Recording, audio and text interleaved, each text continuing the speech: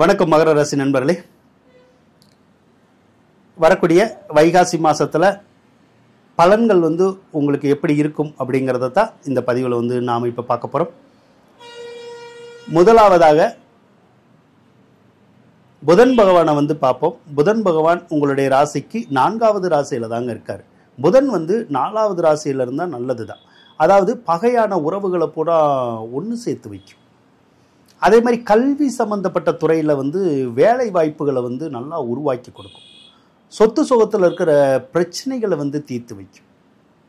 அதனால் புதன் 4ல் இருக்கிறது ரொம்ப சிறப்பான ஒரு விஷயம்தான்.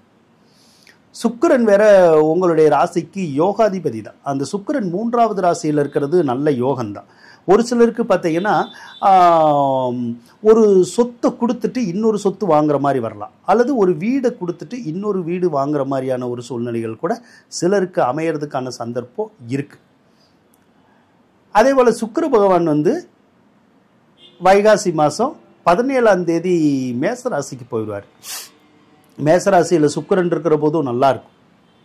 ஏன்னா சுக்கிரன் வீடு கட்டக்கூடிய கிரகம், அல்லது கட்டின வீட்டை விலைக்கு வாங்கக்கூடிய ஒரு கிரகம். அப்போ நம்ம கட்டின வீடு விலைக்கும் வாங்கலாம், அல்லது கட்டணும்னு நினச்சாலும் கட்டலாம், அல்லது வாகனம் வாங்கலாம், வீட்டுக்கு தேவையான எலக்ட்ரானிக் பொருளெல்லாம் வாங்கலாம். ரொம்ப நல்லாயிருக்கும். அதோட அந்த சுக்கிர பகவான் தான் தொழில் ஸ்தானத்துக்கு அதிபதியாகும் உங்களுக்கு. அப்போ தொழில்ஸ்தான அதிபதி இந்த மாதம் தொழில் ஸ்தானத்தை பார்க்குற போது தொழில் நல்லாயிருக்கும். ஓடாத தொழிலும் நல்ல சிறப்பாக ஓடும், நல்லா சம்பாதிக்கலாம், ஓரளவுக்கு முன்னேற்றத்தை உருவாக்கி கொடுக்கும். அதே மாதிரி ஒரு சிலருக்கு புதுசாக தொழில் தொடங்கிறதுக்கான ஒரு வாய்ப்புகளை கூட உருவாக்கி கொடுக்கும். தொழில் தொடங்கலாமான்னா தொடங்கலாம், ஆனால் வாகனம் சம்மந்தப்பட்ட தொழில் தொடங்கக்கூடாது. ஏன்னா உங்களுக்கு 7.5 சனி ஓடிட்டு இருக்குல்ல, அது வாகனத்தில் ரொம்ப தொந்தரவு தரும். அந்த தொழில் மட்டும் தொடங்காமல் வேற ஏதாவது தொழில்னா தொடங்கிக்கலாம், உங்களுக்கு நல்லா தான் இருக்கும். சூரியனை எடுத்துக்கிட்டோம் அப்படின்னா உங்களுக்கு 5வது ராசியில் தான் இருக்கார். சூரியன் 5ல் இருந்தால் ஒரு சிலருக்கு பெற்ற பிள்ளைகளோடு கொஞ்சம் கருத்து வேறுபாடுகள் வரும், அல்லது பிள்ளைகள்னால ஏதாவது ஒரு தொந்தரவு நமக்கு கொஞ்சம் இருக்கும். அதே நேரத்தில் ஒரு சிலருக்கு குழந்தை பாக்கியம் இவ்வளவு நாள் இல்லாமல் இருந்தால் அந்த குழந்தை பாக்கியத்தை கொடுக்கும். அப்போ நம்ம அதுக்கான முயற்சிகள் எடுக்கலாமான்னா தாராளமாக எடுக்கலாம். அதே மாதிரி பெற்ற பிள்ளைகளுக்கு அந்த சளி, இருமல், காய்ச்சல் போன்ற உடல் உபாதை இருக்குல்ல, அந்த மாதிரி ஏதாவது கொஞ்சம் வரதா செய்யும். சரிங்களா? அதே மாதிரி பிள்ளைகளுக்கு இந்த மாதம் நிறைய அலைச்சல் திருச்சல் உருவாகும். ஏதாவது ஒரு விஷயத்தில் அலையணும், அந்த மாதிரியான ஒரு விஷயங்கள் இருக்குது. அதனால் பிள்ளைகள் அடிக்கடி வேலை பார்க்குறதுக்கு லீவு போடலாம், அல்லது தொழிலை செய்கிறதுல கொஞ்சம் லீவு போட்டுட்டு அந்த மாதிரி தொழிலை நடத்துகிற மாதிரியான ஒரு சூழ்நிலைகள் பிள்ளைகளுக்கு வரும். அப்படிங்கிற மாதிரி தான் இருக்குது.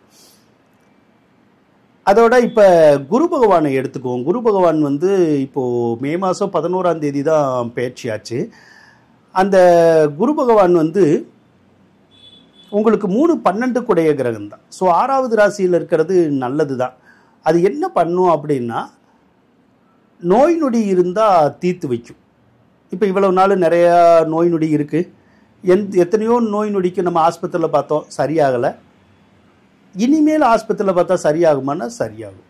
அதனால் நோய் தீரும், கடனும் கூட தீரும். நிறைய பேர்த்துக்கு கடன் காட்சிகள் நிறையா வந்திருக்கும். ஏன்னா மகர ராசிக்கு 7.5 சனி வேற ஓடுதில்ல, வாழ்க்கையில் சரிச்சு விடணும் அப்படின்னு சொல்லி அது நினைக்கும். அதனால் நிறைய பேருனுடைய வாழ்க்கை இப்போது சரிஞ்சு போயிருக்கும். அது பொருளாதார பிரச்சனையாகவும் இருக்கும், கடன் பிரச்சனையெல்லாம் நிறையா இருக்கும். அந்த கடன் காட்சி பிரச்சனைகள் எல்லாம் இந்த குரு கொஞ்சம் சரி செய்து கொடுக்கும். அதாவது கடனை கட்ட முடியாத நிலைமை முதல்ல இருந்திருக்கும், வட்டி கூட கட்ட முடியாது, இப்போ வட்டி கட்ட முடியும். அதே மாதிரி கடனையுமே கட்ட முடியும். அதுக்கான சூழ்நிலைகள் ஏதாவது ஒன்று உங்களுக்கு உருவாகும். அதே மாதிரி அந்த கடன்காரங்களுடைய தொந்தரவு இருக்குல்ல, இது வரைக்கும் ரொம்ப அதிகமாக இருந்திருக்கும். ஆனால் இனிமேல் கடன்காரங்களுடைய தொந்தரவு அதிகமாக இருக்காது. ஏதோ ஒரு விதத்தில் அந்த தொந்தரவுகள் குறைஞ்சிரும். அதனால நமக்கு கொஞ்சம் நிம்மதியும் கிடைக்குங்க. சனி பகவான் 2வது ராசியில் தான் இருக்காரு. இன்னியும் உங்களுக்கு 7.5 சனி முடியலை, பாதச்சனி தான் ஓடிக்கிட்டு இருக்கு. இன்னி ஒரு வருஷத்துக்கு உங்களுக்கு 7.5 சனி இருக்கதா செய்யுது. 7.5 சனி எப்பயுமே வந்தோன்னு கூட பிரச்சனை பண்ணாது, போகிற போது தான் ஏதாவது ஒரு வகையில் நம்மளை தொந்தரவு பண்ணும். ஏதோ ஒரு வகையில். அதுக்காக வாழ்க்கையில் முழுவதுமே நம்மளை கெடுக்கணுங்கிற ஒரு அவசியம் கிடையாது. ஒன்று ஒரு சிலருக்கு திருமண வாழ்க்கையில் பாதிப்பை உருவாக்கலாம், ஒரு சிலருக்கு பொருளாதாரத்தில், ஒரு சிலருக்கு வேலையில், ஒரு சிலருக்கு தொழிலில், இப்படி ஏதாவது ஒரு தொந்தரவு வரும். ஒரு சிலருக்கு வண்டி வாகனத்தில் வந்து நிறையா பிரச்சனை வரும். அது சம்மந்தப்பட்ட தொழிலில் இருந்தாங்கன்னா கொஞ்சம் சிரமமாக இருக்கும். அதனால் அதை மட்டும் கொஞ்சம் நம்ம அட்ஜஸ்ட் பண்ணி போக வேண்டியது வரும். அதை மட்டும் அட்ஜஸ்ட் பண்ணி போனால் சரிதான், அதுக்கப்புறம் தொந்தரவு இருக்காது. இப்போ ராகு பகவான் வந்து உங்களுடைய ராசிக்கு 2வது ராசியில் இருக்கார். அவர் என்ன செய்வார்? ராகு வந்து 2வது ராசியில் இருந்தால் பொதுவாக வந்து ஒரு சிலர் குடும்பத்தோடு வந்து இருக்க முடியாது, கூட்டு குடும்பமாக வந்து இருக்க முடியாது. கூட்டு குடும்பம்னா சண்டை சத்தம் அப்படின்னு சொல்லி வந்துடும். அதனால் தனி குடித்தனம் போகிறதுக்கான சூழ்நிலைகள் வந்து சிலருக்கு உருவாயிடும். ஸோ தனி குடித்தனம் போகலாமான்னா போகலாம், போகணும், வேறு வழி இல்லை. ஒரு சிலருக்கு குடும்பத்தை விட்டு பிரிஞ்சு போய் வெளியூரில் போய் வேலை பார்த்து அல்லது தொழில் பார்த்து சம்பாதிக்கிற மாதிரியான சூழ்நிலைகள் உருவாகும்.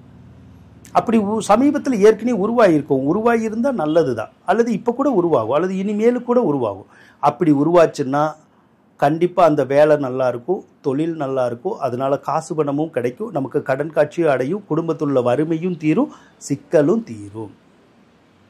ஒருவேளை ஏற்கனவே பிரிஞ்சிருக்காங்க, அவங்க வந்து மீண்டும் ஒன்று சேரக்கூடிய சந்தர்ப்பத்தை அந்த ராகு வந்து உருவாக்கும். அதே போல் ஒரு சிலர் இப்போ சேர்ந்து இருக்காங்க கணவன் மனைவி, அவங்க வந்து பிரிஞ்சு இல்லை அப்படி வச்சுக்குவோம், பிரிஞ்சு இல்லாமல் ஒரே வீட்டில் தான் இருக்காங்க அப்படின்னா அவங்களுக்கு மட்டும் அந்த சரியான வேலை வாய்ப்புகள் கொஞ்சம் இருக்காது. அதே மாதிரி வருமானமும் வந்து கொஞ்சம் குறைஞ்சு தான் இருக்கும். கொஞ்சம் பிரிஞ்சிருந்தால் வருமானம் நல்லாயிருக்கும், சேர்ந்து இருந்தால் வருமானம் வந்து கொஞ்சம் குறையும்னு காமிக்குது. இது வந்து ஒரு 1.5 வருடத்துக்குடைய பலன்கள். அதனால் நீங்கள் எப்படின்னு பார்த்துட்டு அதுக்கு தகுந்த மாதிரி யோசித்து செய்கிறத நீங்கள் செய்யுங்க. அப்படி செஞ்சீங்கன்னா உங்களுக்கு சில விஷயங்கள் வந்து ரொம்ப கரெக்டாக வந்துடும். செவ்வாயை பொறுத்தளவு தான் தொந்தரவு. செவ்வாய் ஏற்கனவே கணவன் மனைவிக்குள்ள கருத்து வேறுபாடை ஏற்படுத்தக்கூடிய கிரகம். ஏற்கனவே ஒரு 2 மாதம் அப்படி தான் ஓடி இருக்கு. கணவன் மனைவிக்குள்ள சண்டை சச்சரவு பிரிவினை அப்படின்னு சொல்லி ஏற்படுத்திடும். ஏன்னா இப்போ பாருங்களேன், மகர ராசிக்கார பெண்களாக இருந்தீங்கன்னு வச்சுக்கோங்களேன், உங்களுடைய கணவன் என்ன பண்ணுவாருன்னா வேற ஒரு பொண்ணுகளோடையெல்லாம் தொடர்புகள் ஏற்பட்டு ஏதாவது ஒரு வகையில் நமக்கு பிரச்சனைகளை வந்து கொடுத்துருப்பாங்க. ஏற்கனவே இப்போ கூட கொடுத்துக்கிட்டு இருப்பாங்க. இது வந்து எல்லாத்துக்கும் கிடையாது, மகர ராசினால எல்லாத்துக்கும் நினச்சிக்க கூடாது. ஆனால் ஒரு சிலருக்கு கண்டிப்பாக இது நடக்கும். அந்த தகாத உறவு முறைங்கிறது அது வந்து ஏற்பட்டுரும். ஒருவேளை நீங்கள் வந்து ஆணாக இருந்தால் அந்த மனைவிக்கு கூட அந்த தகாத உறவு முறைகள் அப்படிங்கிறது ஏற்பட்டு அதனால சண்டை சச்சரவெல்லாம் நிறைய பேருக்கு வந்திருக்கும், இப்போ கூட வந்துக்கிட்டு இருக்கும். ஒரு சிலரெல்லாம் அந்த கணவனை விட்டுட்டு மனைவி விட்டுட்டு வேற ஒருத்தரை வந்து திருமணம் பண்ணணும் அப்படிங்கிற மாதிரியான முயற்சிகள் எல்லாம் கூட எடுப்பாங்க. இதனாலேயே அந்த கணவன் மனைவிக்குள்ள சண்டை சச்சரவு பிரச்சனைகள் வந்து ஓஞ்சு போய் பயங்கர டென்ஷனில் இருப்பாங்க. ஏன்னா அந்த செவ்வாய் டென்ஷனை உருவாக்குற கிரகமே, அது அப்படி தான் செய்யும். அது எவ்வளோ நாளைக்கு தான் இன்னி இருக்குது அந்த கிரகம் அப்படின்னா, இந்த வைகாசி மாதத்தில் 25ஆம் தேதி வரைக்கும் அந்த செவ்வாய் அங்கே தான் இருக்கும். அதுக்கப்புறம் அந்த தொந்தரவு வந்து பண்ணாது. அதே மாதிரி 4ஆம் அதிபதி நீச்சமானால் தாயார் கூட பகையாயிரும். இல்லைன்னா ஒரு சிலர் வந்து வீட்டை விட்டு வெளியே போக ஆரம்பிச்சிருவாங்க. வீட்டில் இருக்க மாட்டாங்க, வீட்டை விட்டு வெளியே போய் எங்கேயாவது ஏதாவது ஒரு காரணமாக இருக்கிற மாதிரியான ஒரு சூழ்நிலைகள் வந்துடும். ஏன்னா ராகு வேற 2ல் இருக்கா. ராகுமே குடும்பத்தில் சண்டை சச்சரவு பிரிவினைகளை ஏற்படுத்துகிற கிரகம் தானே. அப்போ ஏதோ ஒரு விதத்தில் அந்த தொந்தரவு வந்து கொஞ்சம் இருக்க தானே செய்யும். அதே மாதிரி உங்கள் வீட்டில் யாருக்காவது திருமணம் நடக்க வேண்டிய சூழ்நிலை இருந்தால், அந்த பருவத்தில் யாராவது இருந்தால் நம்ம முயற்சி பண்ணால் அது கல்யாணம் நடக்கும். அந்த வேலைகளை அந்த செவ்வாய் பார்த்து கொடுப்பார். ஸோ இப்படி தான் இந்த வைகாசி மாத பலன்கள் வந்து உங்களுக்கு இருக்க போகுது. சில விஷயங்கள் வந்து உங்களுக்கு சரியாக தான் இருக்கும், நல்லா தான் இருக்கும்.